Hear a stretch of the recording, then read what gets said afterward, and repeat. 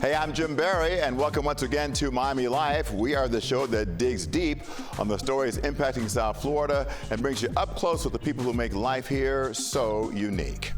All right, off the top today, we are talking money, or a lack thereof. Miami-Dade County's budget is coming up way short, so the mayor says she is forced to make some tough choices, like raising public transit fares, cutting some public services like lifeguards at county parks. If approved by the county commission, it would also shut down 2 senior centers and lay off hundreds of workers. Ouch. Yvonne Taylor has more on the mayor's plan. This budget year brings extraordinary challenges.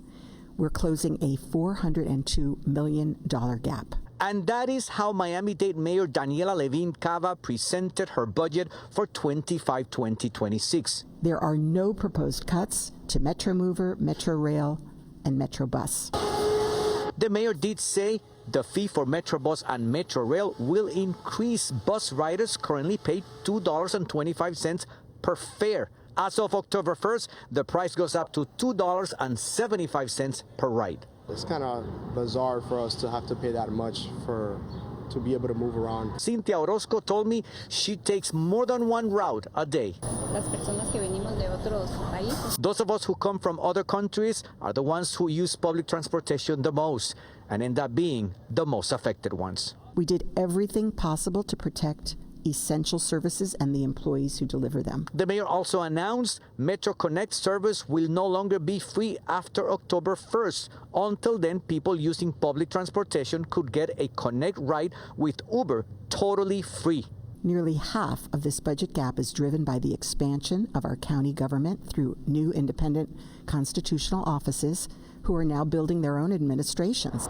We reach out to Miami-Dade Sheriff's Office for comments. We are still waiting for a response. As far as the mayor, she said that there will be no cuts in services like trash collection, running water, and libraries. Now, Tuesday, the commissioners will be discussing this 2025 budget, which is supposed to go into effect October 1st. We are in Doral. Yvonne Taylor, CBS News, Miami. Yvonne, thank you. And speaking of the mayor, well, Daniella Levine Cava joined me for an in-depth conversation about the tough choices she faced in putting together this $12.6 billion budget. She also answered critics who say she overspent in years past and also talked about her efforts to gain access to alligator Alcatraz. And joining us now on Miami Life is Miami-Dade Mayor Daniella Levine Cava, making a return engagement to our show. Thank you for joining us. My pleasure, Jim. So the big news, of course, the budget, a $400 million shortfall. That's a lot of money. Yes, sir, a lot of money. Very hard to make those tough decisions. A lot of people are wondering, I guess, could you have seen this coming? We definitely knew that we would have to adjust for the constitutional offices. We did anticipate lower growth in our revenues, but we didn't expect the state to cut our budget, which they did in the final moments before we had to prepare the budget. And we did not anticipate how large the request would be from the constitutional officers. Prices have gone up everywhere. Our growth has slowed. Increased demand for services, and it's a perfect storm. So you have to make some tough decisions. Got to cut some jobs, got to raise some fees. It's going to cost more to use public transportation under this proposal. Yes, so we haven't raised transit fares in over 10 years, and our transit fare box, as they call it, never covered the cost. It's always been subsidized, but one of the last cuts the state did actually hurt our transit budget as well. So unfortunately, we did feel it was necessary to be able to keep our service going. We did not cut any routes. The Metro Bus, Metro Rail, Metro Mover services, no routes are cut. Everything is intact, and to do that, we have to propose a small fare increase. Yeah, there were some other pet projects that you had championed over the past few years. The office to help new citizens get acclimated, small business loans. You really wanted to expand that. Poof, those are all gone away. Well, we have worked on ways to find grant funding, so it's really about the general fund, which is our property tax and some state revenues. Those are what have been greatly cut. So, for example, we have an Office of Housing Advocacy that's now going to be covered by some federal funds. We also are partnering with the Beacon Council on small business support. So we're finding ways. A lot of local governments, I guess, have been enjoying a lot of federal money over the past few years. Indeed. Of course, the budget from COVID and the aftermath of that seemed to pump a lot of money into those local budgets. That money's dried up. Yeah, we were so very fortunate. We did receive a lot of money to support us getting through the pandemic, to stabilize jobs, to stabilize businesses, and really became the most recovered economy in the country. So we used that money very wisely, and then the rescue plan dollars we used as well to deal with some infrastructure needs, some short-term costs, things that were really vital, but it was of course time limited. We knew that. We warned everybody, and yet of course so many still have wants and needs and things they want to continue. Yeah. I know you saw an op-ed in the Miami Herald. One of the county commissioners, Roberto Gonzalez, took you to task for a few things. Yes. Said that you, in essence, spent recklessly, that this was an example of out-of-control government, and that you should have saved more money for a rainy day. Yeah, I think everybody needs to understand I propose a budget, but it's the commission that passes the budget. So the commission goes through everything. They make a determination. Certainly, we've all been warning about this upcoming shortfall. I think that the dollars were used in a way that met the needs of the time. Again, we're the most recovered economy in the country. People needed housing. We've doubled the money on housing. We've made sure to improve our transit system, our airport, so many things that really needed attention and that the public really wanted. So I think we did well, and I think the Commission's approval of the budget, which was balanced every year, goes to show that we did the right thing. The criticism that maybe the money should have been spent more on the transit gridlock that we have in Miami-Dade County and fixing some of the old, the aging roads. Well, as a matter of fact, we've done a lot on that. As far as transit goes, you know, the only solution to traffic is transit. We really don't have the space or the means to build more roads. So we have upgraded transit so much that we are also considered the most recovered in the country. We went from being the 15th largest to the 10th largest transit agency in the country. And we're the only one that grew post-pandemic, you know, from pre-pandemic levels. I want to mention as well, we not only balance the budget every year and have the board, it's the board's budget, we also reduced taxes twice. So we understood that people were struggling. The cost of living had shot up with the increased cost of living, especially housing. And as a result, we did return reductions to the taxpayers 2 years in a row with reduced millage. And now we're at the lowest rate of property tax in this county since 1982. Raising property taxes a non-starter?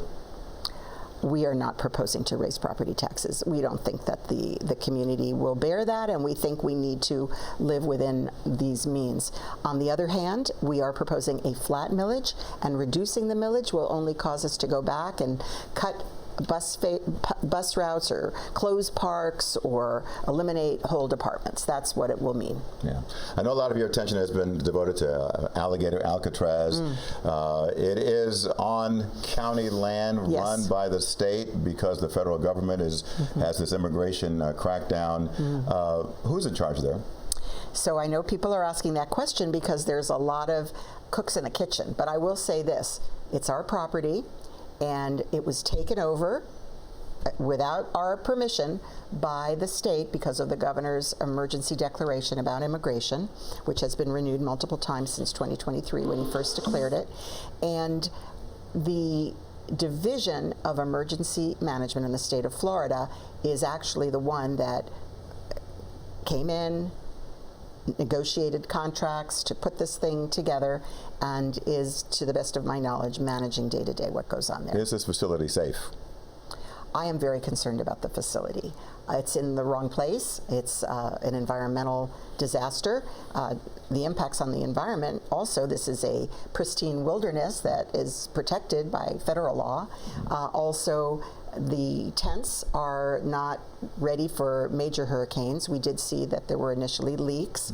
The conditions are very harsh. I don't know what is happening to the inmates in terms of their ability to really get proper exercise or proper access to services.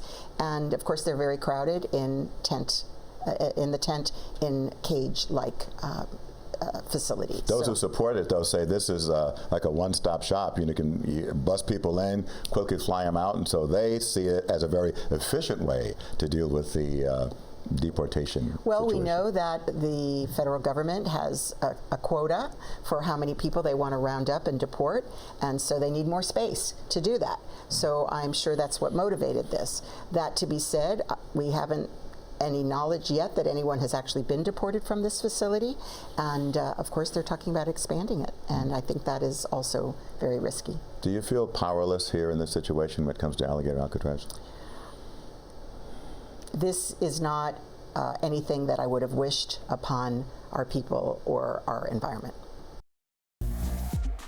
We want to thank Miami-Dade County Mayor Daniella Levine Cava for speaking with us. Next on Miami Life, he was raised on the stage. I think I'm the best evidence for parents to make your kids go do something. I wanted to stay home and play video games. Well, he did a whole lot more than that. We're going to show you how this once stubborn kid blossomed into a rising star in Miami's theater scene. Even Disney loves his work. Plus, we weigh the pros and cons of weighted vests. Should you use one on your daily walks? We'll be right back. And welcome back. All right, this week's person of interest is a bright light in the South Florida arts scene. In his new show, director Giancarlo Rodez has put an immersive spin on Disney's Tarzan. We dropped in on him where the play has debuted in South Miami. And for Rodez, theater is more than a profession. It's the family business. At South Miami's Area Stage Company, the cast and crew of the new production of Disney's Tarzan are getting ready for opening night. And steering the ship is director Giancarlo Rodez. We come here with a child, they come to this place, and then we also just cut the ropes for. Rodez is the definition of a theater kid. He literally grew up on the stage. His parents started Area Stage in 1989. It's become one of the most influential theater companies in South Florida, putting on professional shows and a conservatory program to teach the next generation of actors. But as a child, Rodez wanted nothing to do with it. I was like, no, I don't want to do this theater program you guys are starting. My parents had always done theater, but to me it was like just something they did. It wasn't something I really thought about. It's just But Mom and Dad did not give him a choice, and Rodez is glad they didn't. They were like, you're doing it. You're going to do this? And I was like, no, I want to stay home. And then once I did it, I fell in love with it. I think I'm the best evidence for parents to make your kids go do something, because I wanted to stay home and play video games.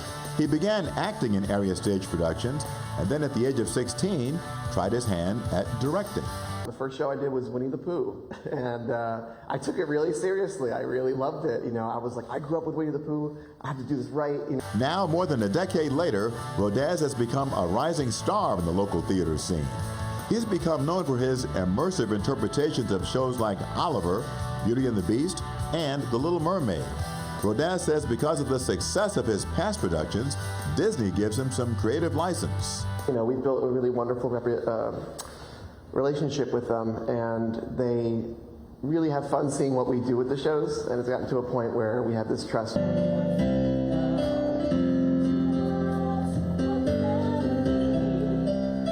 The family vibes are strong at Area Stage. It really is just such a family. It's such an honor to be here. They lead with professionalism, but also with love, and I think that really shines through their productions. Werlin has been friends with Rodez since they were kids in the conservatory, and still calls him by his nickname. I still call him John John for him coming over to my house, jumping on the trampoline, making us French toast, my sister and I. She also used to do Area Stage. And now I'm back, and it's like, he's like a big brother figure, but also my friend, but also my director. So it's an interesting balance. Emron Hilton got his first professional theater role in an Area Stage show. He says Rodez is an actor's director. His direction style is, I always say, the most fascinating thing I've ever been a part of, because I think he allows actors to go back into this idea of imagination and play. And I've been acting a long time, and I think it's so uniquely special when a director looks at an actor and says, here's my idea, tell me yours, and let's just come up with something. And I think that has been the most rewarding thing that I think any actor can receive. While Broadway is the ultimate stage for actors, Rodez says don't sleep on the Miami theater scene because it's hot.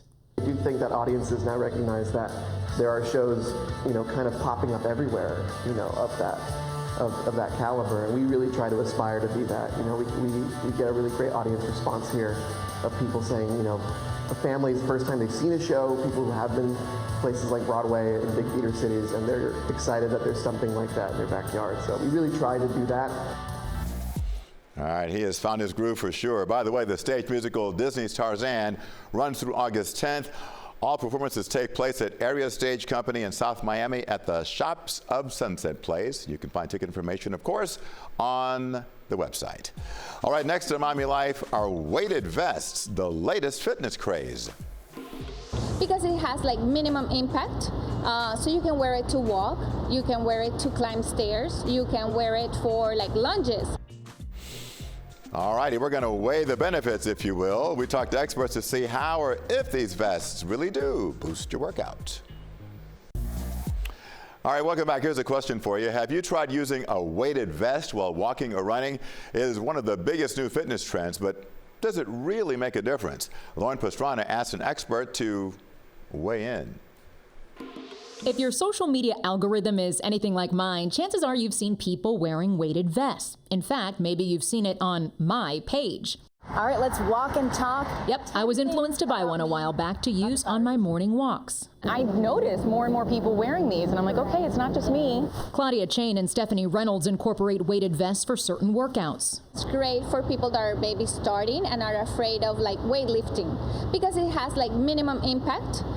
So you can wear it to walk, you can wear it to climb stairs, you can wear it for like lunges, and then you kind of do like a progressive workout. Walking with a vest has been like really great for that because like for me, working out, the most important part to me is like mental health. It's an interesting idea. It's something that's sort of become more popular recently. And there's some good reasons that you could potentially use a vest. Dr. Edward Silverman is an orthopedic surgeon with HCA Florida Mercy Hospital in Miami. He says the vests add resistance to make for a more challenging workout. First time you use it, it's probably a good idea to have someone like a trainer or a physical therapist show you how to use it correctly. Here's my vest. I showed Dr. Silverman my own vest to make sure it was the right size and fit for me. Oh, wow. It does have some weight to it for sure. Okay.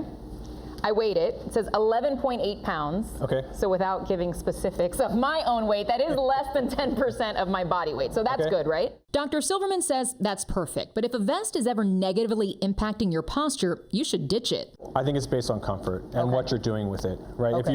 If you're running, you might want something that's more secure. Yeah, because this one would bounce around. Yeah, but for walking or for squats or lunges, that's probably sufficient. You can start by 5 pounds and then 10 pounds and then 20. Vests like the one Stephanie and Claudia are using are better suited for more intense workouts because they fit more snug and secure to the body. They're more similar to the ones service members have been using for training for decades. Whether I'm doing the same weight as them or even if it's just like a baby weight, like it doesn't matter. Like I'm trying to challenge myself in like the same way that they're doing it. Some studies show weighted vests can help improve cardiovascular endurance and potentially help increase bone density, a key concern as we age. It shouldn't be intimidating for beginners or for even older people. It's great for older people because, like I said before, it reduces the impact. So it's not going to damage your knees or your back. Very interesting, Lauren. Thanks for that story. By the way, weighted vests are not technically medical devices, and they don't have any sort of FDA clearance or approval as a treatment to improve bone density. As with any change in fitness routine, you should consult your healthcare provider to determine what works best for you. And we'll be right back. All right, next week in Miami Life, we're going to take you to a STEM summer camp. The Microbiology Girls Club at Miami-Dade College's Homestead campus provides a real-life lab experience to dozens of local teenagers, getting them ready for careers in science, technology, and engineering. The program is the brainchild of Dr. Nia Madison, and it is a true passion project. We'll have that story for you next week on Miami Life. But that is a wrap for this week's show. Don't forget, we'll see you every Thursday for Miami Life at 6:30 on the stream. You can also watch all Miami Life episodes on demand on our YouTube channel. I'm Jim Barry. Thanks for checking us out. Catch you later.